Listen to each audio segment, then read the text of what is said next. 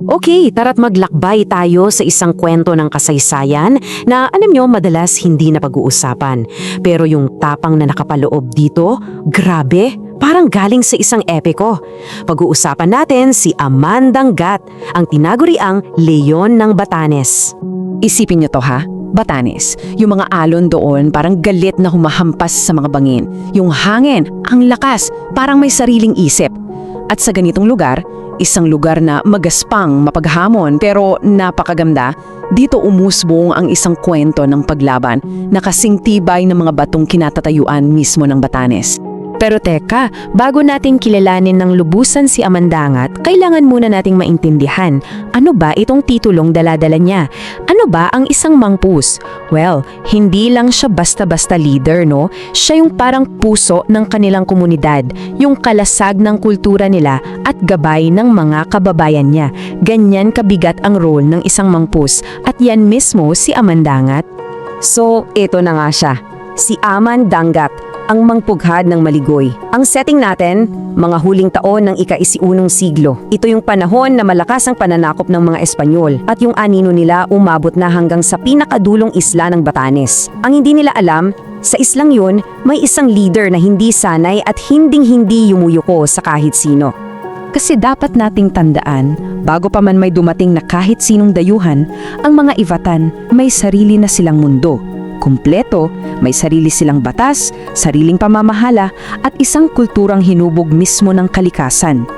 Kaya nung dumating ang mga Espanyol, hindi lang lupa ang nakataya kundi yung mismong pagka-Ivatan nila. So ang tanong, bakit? Ano yung nagtulak sa isang komunidad na dating mapayapa para bigla na lang humawak ng armas? Ano yung naging mitya, yung spark, na nagsimula ng apoy na lalago at magiging isa sa pinakamatapang na pag-aalsa sa kasaysayan natin? Dito, napakalinaw ng sagot. Tingnan nyo yung pagkakaiba. Yung dati nilang kalayaan sa pamumuno, pinalitan ng utos galing sa dayuhan.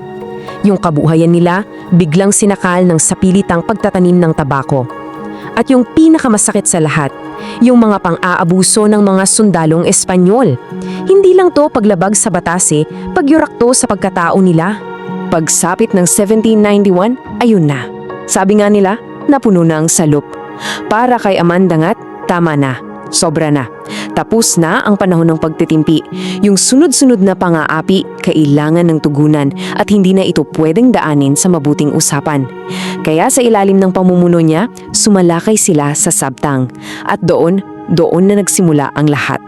Dito sa kasagsagan ng kanilang paglaban, yung mismong lupa ng Batanes ang naging pinakamalakas nilang kakampi.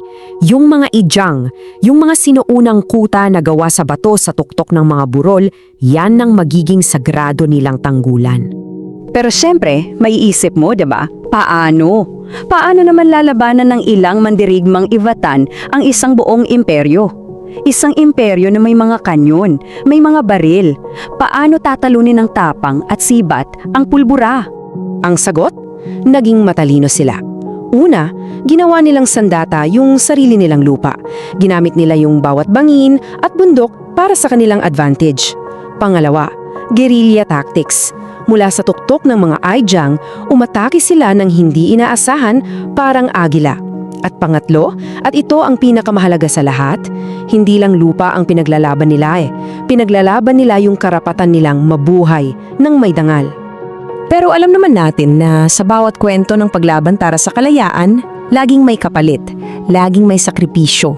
At sa kabila ng pambigirang tapang nila, dito sa parteng ito, yung kwento ay magiging madilim para kay Amandangat.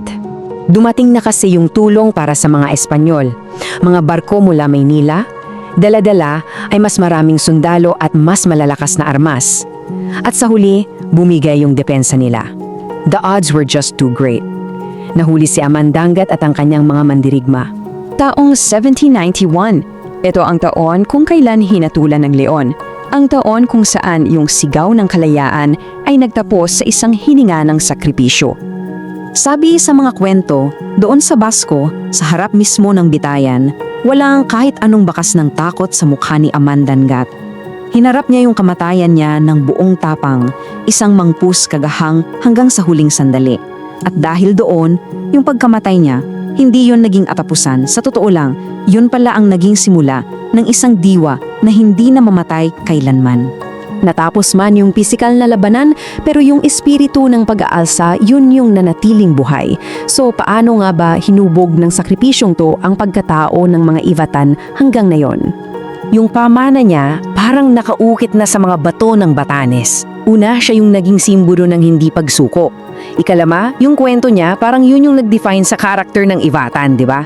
Matatag, tahimik, pero wag na wag mong susubukan kapag dangal na nila ang usapan. At pangatlo at pinakaimportante, pinatunayan niya na yung paglaban para sa kalayaan ng Pilipinas hindi lang nangyari sa Luzon. Isinulat niya ng dugo at pawis sa bawat isla ng ating bansa.